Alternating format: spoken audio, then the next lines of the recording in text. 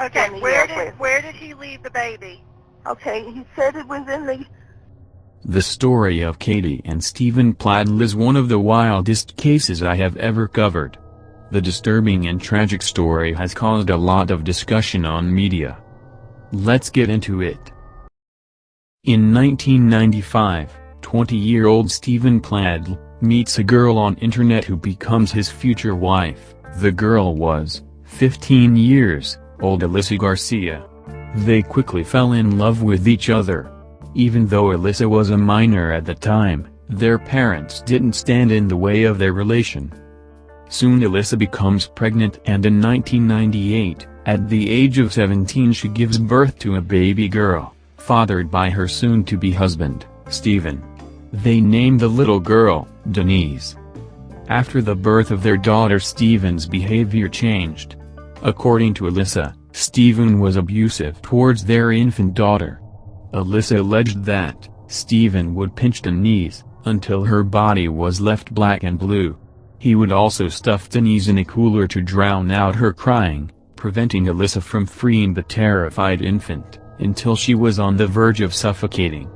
Despite this, though, Alyssa stays with Steven and eventually ends up marrying him. Even after marriage, cruel behavior of Steven towards their daughter didn't stop, and so Alyssa had to take the hardest decision a mother could take. Alyssa and Steven placed Denise up for adoption. The little girl was adopted by Anthony and Kelly Fusco. Neighbors described them as very kind and open-minded. They gave the baby a new name, Katie Fusco, and they lived together in Dutchess County, New York. In 2007, almost 10 years after giving birth to their first daughter, Alyssa gives birth to her and Steven's second child, a baby girl. Alyssa stated that they were more grown up and ready to have children at this stage in life. 5 years later, in 2012, Alyssa gives birth to their third daughter. While raising their two daughters, the tension between the pair increased. Steven's ill-tempered behavior increased throughout the marriage. To make things worse, Alyssa said, he would destroy things in the home when he was upset, punching holes in the wall. All the while Katie was growing old, graduating high school, and was an articulate lady. After graduating from high school, she had plans to enroll in the local community college and then, eventually transfer to SUNY Purchase, to study digital advertising. Like any adoptive child, Katie grows curious about her biological family. With the help of social media, she tracks down Alyssa, now 37, and Steven, now 42. The estranged parents and daughter begin to correspond. After continuing to correspond with her birth parents, Katie's plans changed. Instead of enrolling in college, she opts to move to Henrico, Virginia to live with Steven, Alyssa, and their other two daughters. When Katie arrived in Virginia to live with her biological parents, Steven's behavior changes around Katie. He tried to look younger than his age, wearing clothes similar to the guys of Katie's age. Katie and Steven grew a bond. Alyssa found this weird. It went to an extent where Steven began sleeping on Katie's bedroom floor each night. According to Alyssa, she and Steven had already been sleeping in separate beds for months prior. On November of 2016, Alyssa moves out of the home and files for divorce from Steven. They split custody of the two younger child. Alyssa allegedly had suspicions about Steven's relationship with Katie, but was not completely aware of how far it had gone. Katie stayed with her father. Now, with no one to stand between them, Katie and Steven began a sexual relationship. Steven instructs his two younger daughters to begin referring to Katie as their stepmom rather than their sister. At some point, Katie learns she is pregnant with Steven's child. On 23rd of May, Alyssa reads her 11-year-old daughter's diary, after a visit with Steven and Katie. From there, Alyssa learns that her ex-husband was engaging in a sexual relationship with their oldest biological daughter. She also learns that Katie is pregnant with Steven's baby. After confronting Steven about it, Alyssa decides to contact the police. Henrico County police officers interview Steven and Alyssa's 2 other children. But no arrests were made. To leave everything behind, Katie and Steven moved to Knightdale, North Carolina. Soon after moving to North Carolina, they discuss marriage. On July 20, 2017, Katie and Steven gets married in Maryland. Their marriage was official. They were able to legally wed because they did not disclose their father-daughter relationship. Katie can clearly seen pregnant in their wedding photos. Their wedding ceremony was complete with guests, including Steven's parents and Katie's adoptive parents. Katie's adoptive parents reportedly felt there was nothing they could do except support Katie. On September 1, 2017, Katie gives birth to her father's baby.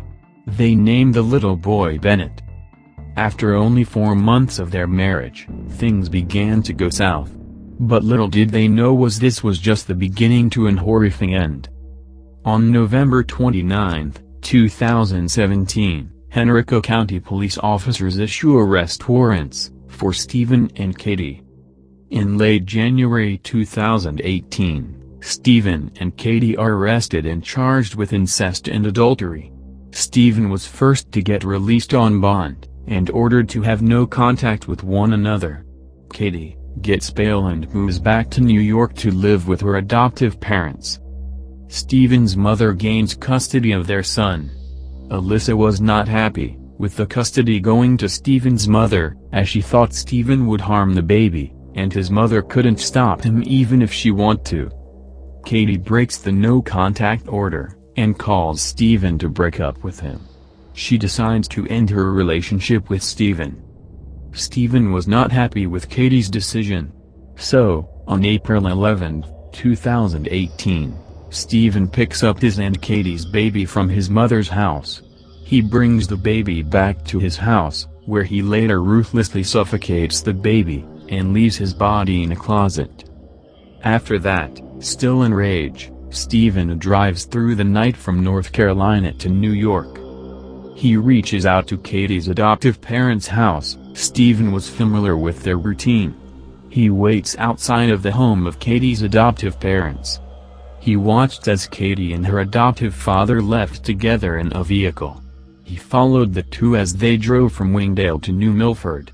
While stopped at a stop sign, between Route 7 and 55, Steven shot Katie and her adoptive father, killing them both. An off-duty firefighter witnessed this incident and calls 911. Even Steven's mother calls 911, and reports the incident. He's not home. His wife broke up with him over the phone yesterday, and he told me, she's in New York, and he told me he was on his way. He called me last night and said he's on his way. He's going to bring the baby to her, and then he was coming back. And he said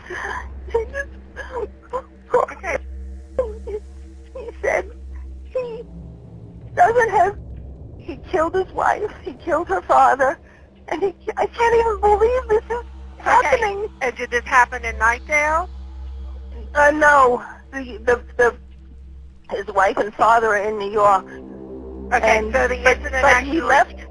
he left the baby dead when he left. Okay.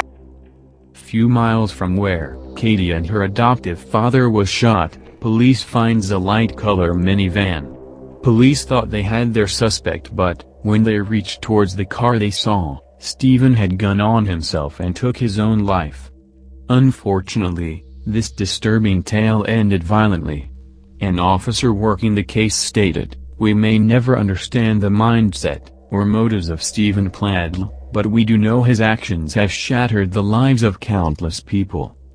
Additionally, this case has brought more attention to a term called genetic sexual attraction, which is used to describe the intense physical and emotional feelings that some people experience following restored contact between an adopted person and a close member of his or her birth family. Some people believe genetic attraction to be a delayed byproduct of missed bonding. Believe it or not, Katie and Steven are not the first father and daughter couple to fall in love.